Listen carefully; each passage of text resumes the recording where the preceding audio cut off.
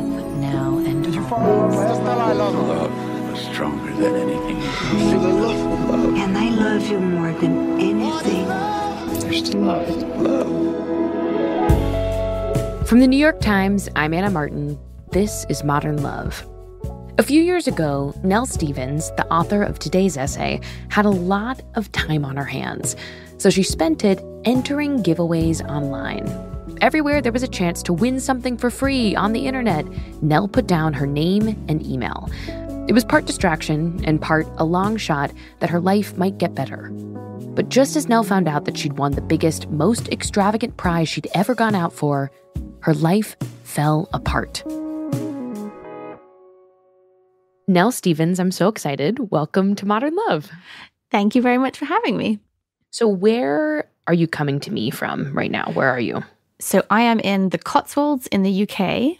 Okay, tell me about the Cotswolds a little bit. What does it look like where you are? I don't know how this translates into an American scene. In the UK, it would be the picture that like your grandmother would give you on a greetings card would maybe be of the Cotswolds, like think thatched roof cottages, village greens and duck ponds. Wow. It's very picturesque and a little sinister sometimes. There's a lot of like murder mysteries set in places like this.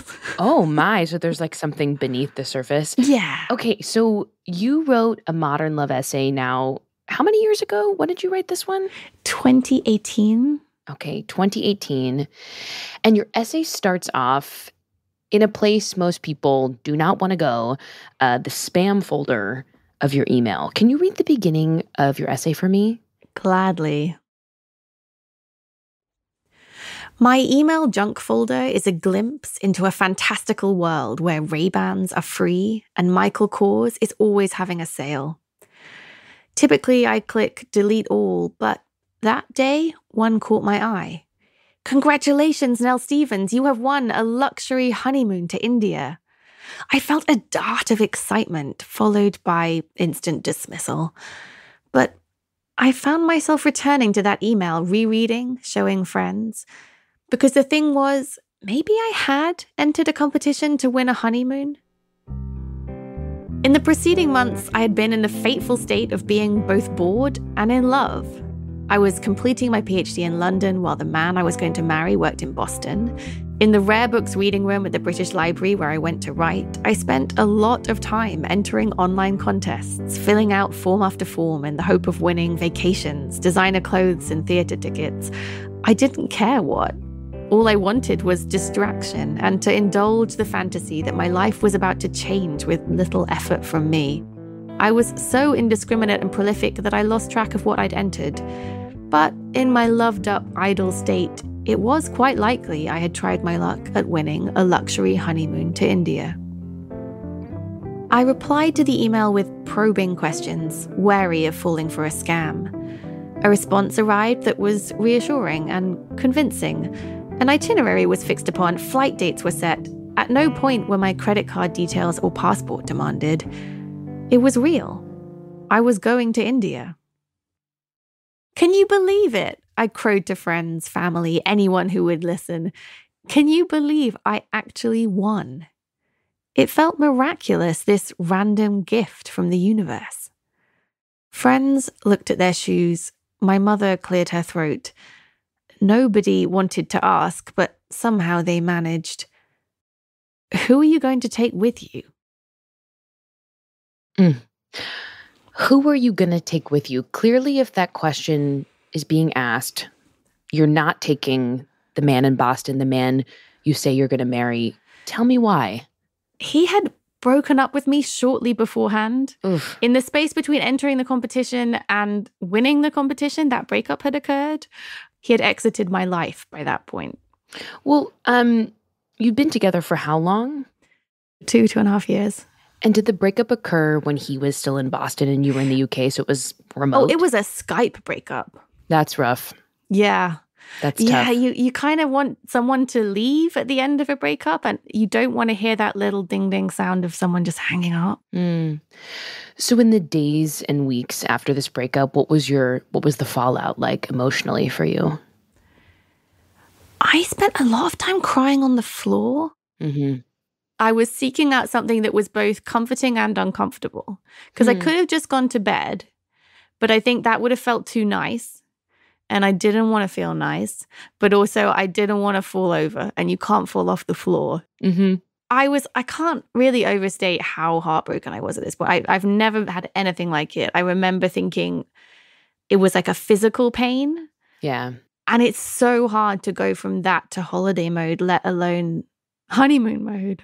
But that's why I find it so fascinating, this decision you make. You still wanted to go to India. You still wanted to go on this trip. Why? Why was it so important to you to do that? Do you know, I don't think it ever occurred to me that I wouldn't go. Really? I guess some part of me needed the win.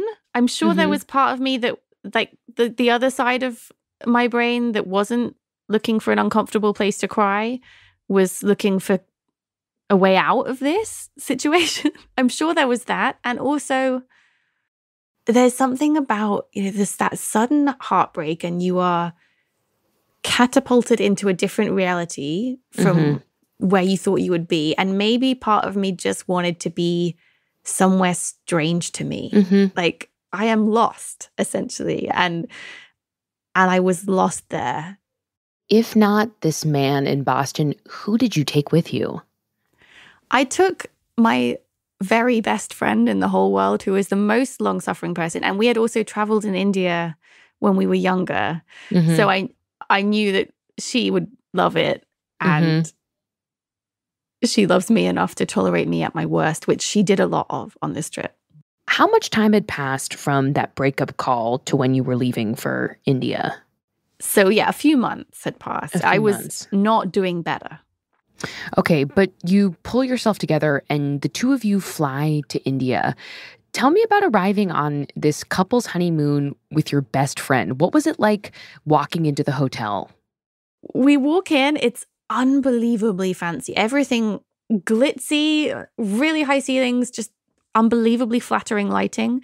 The whole, just beautiful. And the manager of the hotel is there to greet us with floral wreaths and tea and cocktails. I remember that. Wow. Really not knowing the etiquette of whether you should admit that you only just really want the cocktail. But he was there to greet the new married couple. Oof. And the question was, where is your husband? Which was the question I also had, right? He must have been confused. Did you say anything like, this is my friend? Or how did you address we the confusion? over-explained at every turn. No one, I don't think, cared that much. They were confused, but they were just having their lives. And I was very kind of keen to paint a picture of the wedding that had happened. And we had made up this whole story about how my husband's passport was being delayed because he was American and he was applying for a British passport, and there'd been some confusion with his passport, so he didn't have a passport, so he couldn't travel. So this was my maid of honor. That was the story. We had decided it was going to be funny, and it was funny. So what could be more ridiculous in this situation than someone asking me right then, where is your husband? Right. It was funny, right? Right. You described walking into the hotel, and I assume in this kind of swanky establishment, they'd have set up a really over-the-top honeymoon suite. Can you tell me about walking into your room? So it wasn't just walking into the first room. We kind of did a tour. We went to several different hotels, and every single time there was something bizarre. So there would be always flowers, of course, and there was wine and like structures out of chocolate. At one point we came in and there was just a heart shape made out of flowers on the bed, and in it were these two dolls just nestled inside the heart. Yeah, like baby little dolls? Little people. I'm a little freaked out by that. So were we. I wondered by the time they got to dolls that they'd kind of realized, let's not do romance, let's do fun. Sure. It was just a lot of ups and downs. So we would find it really funny. And then we would go and we would find ourselves alone in these beautiful rooms. And I would really crash. Oh. And I was doing that awful thing of calling him, just a honeymoon cocktail or two and then calling my ex is what I was doing. I mean, what did you want out of those calls? What did you want the man in Boston to know?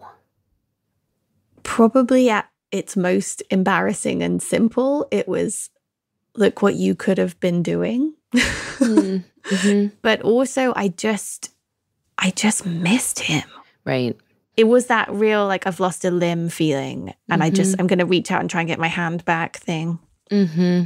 I had spent probably more than average of my 20s looking for specifically a husband. Like, that was very, very important to me. My parents met in college, and I remember, day one of college thinking, oh, I'll meet my husband here. Because that's just what people do. Mm-hmm.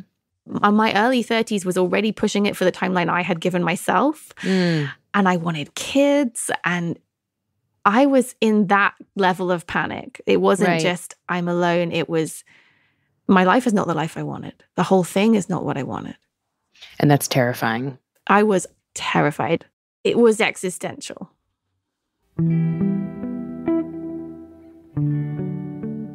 When we come back, Nell returns from the honeymoon and makes some massive changes. Stay with us.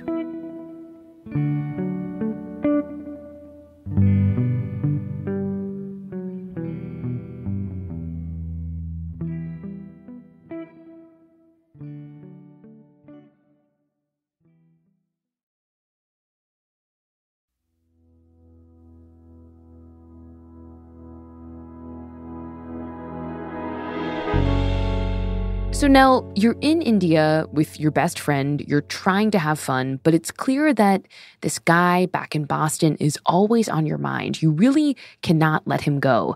Can you read the part of your essay where you decide to do something about it? Sure. As we lounged by the pool, doused in dark yellow sunlight, I said to my friend, I'm going to get him back. I'm going to win back his love. Her face in response was a perfect composite of pity, skepticism, and restraint. She knew it wouldn't go that way. She also knew I wasn't ready to hear it. Of course, I did not win him back. But here's a lesson I have learned about winning. Not just how unstable it is or the way it can shift to loss, but how it can eventually transform into triumph all over again. How would it have been, I think now, if that trip had really been the beginning of my married life to the man in Boston? It would have been delirious, ecstatic, 10 days of happiness followed by a month or 2 months or a year of contentment. And then, one by one, the problems would have come to the fore. He needed to focus on his career and decide for himself what he wanted to do. My mood swings and impulsiveness would have frustrated him. His caution and risk aversion would have made me feel stifled. One of us would have been driven crazy by the way the other chewed or swallowed or breathed. Didn't I really have an aversion to the straight and straight-laced married life I would have signed up for in the giddiness of love? And didn't I really prefer women to men? In short, it would not have worked out. That win was never going to last. Okay, that's very big. You say you prefer women to men. Was that something you realized on this honeymoon, or was your sexuality something you'd grappled with your whole life? It was a process for me. I did know it as a teenager at various points. I did know I'm interested in girls. Like, that is something I know about me. And then I completely unknew it by the time I started college. It was erased. Bring me a little bit more into like the specificity of that. Do you remember, I don't know, a first crush on a girl or the sort of first realization that you were interested in women? I vividly remember a first crush on a girl who she would sit in the corridor in break times with a tennis ball and throw it against the wall. That's hot. And it was really hot because she didn't really care and she didn't need to impress anyone. She was just passing time in her body in the school. It was great. That was a moment of awakening for me, for sure. But there was no acknowledgement of queer people, of any alternative to the path I saw my parents taking. You know, you grow up, you meet someone who is of the opposite sex and gender, and you get married. So it felt improbable to me. Like, it felt by the by almost. Like, sure, I fancy this girl, and sure, that is something about me, but it's not really relevant. And I was aware that I was falling behind in that regard, that I didn't have whatever it was that my peers had that made them seek out boys and date them and all the rest. And I wrote myself a note, and it just said, "Notice boys." Wow, like a command to yourself, or I guess a reminder, but wow, notice boys. And I carried it around with me in my pocket and would sometimes forget about it and sometimes feel it was there and be like, oh, right, I'm supposed to notice boys. And I would walk around the town trying to notice them. Oh. So as I mentioned, I got to college not even looking for, but just utterly assuming that I would find my husband in the next 3 years. That was almost the work of my life. I did my schoolwork, I studied, I did various other kind of sports and things. And those were things I did with my time. But also what I did with my time was pursue heterosexuality. So when you meet this man in Boston, he represents all those things you're looking for: security, certainty, and stability that you'd searched for your whole life. When this relationship dissolves, that's why it was so devastating for you. Not only did it represent security, but it also represented like this straight heterosexual vision for your life that you'd really clung on to. Yeah. What was it about this India honeymoon that brought you back to that idea you'd had when you were younger that you preferred women? Was it the honeymoon that did it? When I think about my friend and I in those spaces, whilst the experience was not even close to being romantic, we are just friends, and she would be rolling her eyes at me, even having to clarify that. It was nonetheless the experience I have subsequently had in a queer relationship of people being confused to find two women in a romantic scenario. It was almost like the foreshadowing of my future, right? That here I am with another woman being taken out for a beautiful moonlit boat ride together while someone plays music. Here we are eating breakfast on a table covered in rose petals, and everyone is confused, and I am also confused. People trying to figure out what on earth you're doing together. It's a joke that people always think lesbian couples are sisters, or, you know, people guess all sorts of things before they would admit that maybe you're partners. And that was a little bit of that experience, I think. What was that like for you? I want to say pure joy, right? Because for me, accepting queerness was accepting a complete abandonment of the shackles that I had created for myself, of what life had to be like. I went on to make a series of really joyful, brilliant choices for me that weren't even necessarily to do with dating, because I felt, oh, those were someone else's rules, right? Like, those are not my rules. And to leave that behind was an experience of joy and freedom. Wow. I really love that. It's like breaking the almost sacred rules of the heterosexual honeymoon allowed you to break the rules in other aspects of your life. What are these joyful decisions that you're speaking about that you made after the honeymoon? So fairly soon after I got back, I decided to have a child alone. That was one of the things that I knew about myself, that I really wanted a kid. And it was... That's big. That's big. It was huge for me. And it was a process of unlocking things I had considered to be essentially bound together, like a husband and kids. I thought those were inseparable. And it was one of the things I grieved in my relationship, with the loss of my relationship, was the kids that we weren't going to have. And it felt like cheating, right? Like, oh, I can just do what I want. Like, I can just, it would have been unimaginable to the me that was crying under the coffee table. In fact, the day that I found out I was pregnant was the day that I met someone. I remember waking up and taking the test and being very surprised. And then later that day, I had a book event. My first book had just come out, and I was doing a panel, and there was a woman on the panel who You are smiling so hard right now, I just have to say. It is a very treasured memory for me. Mm-hmm.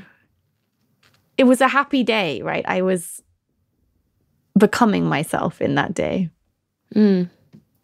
And then the second time I met her, I had been told the day before I was going to miscarry, that the pregnancy wasn't viable. And we were at a job interviewing for the same job.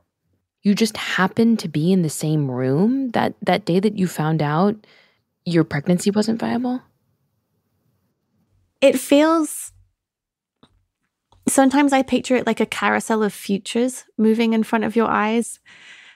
There's this future that was just me and this baby, and then that moved just one position along. And then there was this alternate future where I was a queer person who I was going to date women. And it just moved a little around in that moment. And of course she was there, right? And from that moment, she became this incredibly important person in my life. In this carousel of futures, tell me where you landed. Where are you now? So we are still together. We got married. Oh. We have 2 kids. We have a 2-year-old boy and a 6-month-old girl. And we live in the Cotswolds, of all places. But now the crucial question is, did the two of you have a honeymoon? We did not. You know, we didn't even have a proper... We didn't even have a real wedding. We had a very makeshift ceremony in the forest in New Hampshire.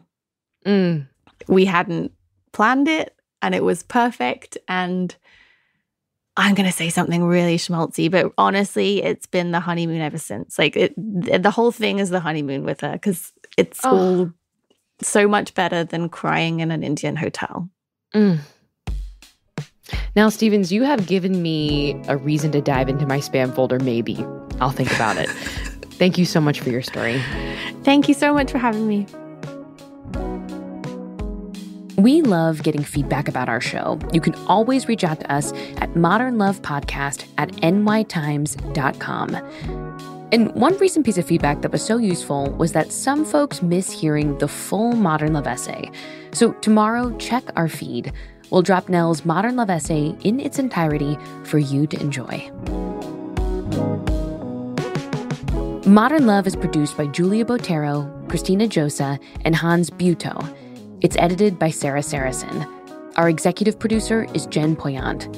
This episode was mixed by Sophia Landman. Our show was recorded by Maddie Masiello. The Modern Love theme music is by Dan Powell. Original music by Marian Lozano and Dan Powell. Digital production by Nell Galogli. The Modern Love column is edited by Daniel Jones. Mia Lee is the editor of Modern Love Projects. I'm Anna Martin. Thanks for listening.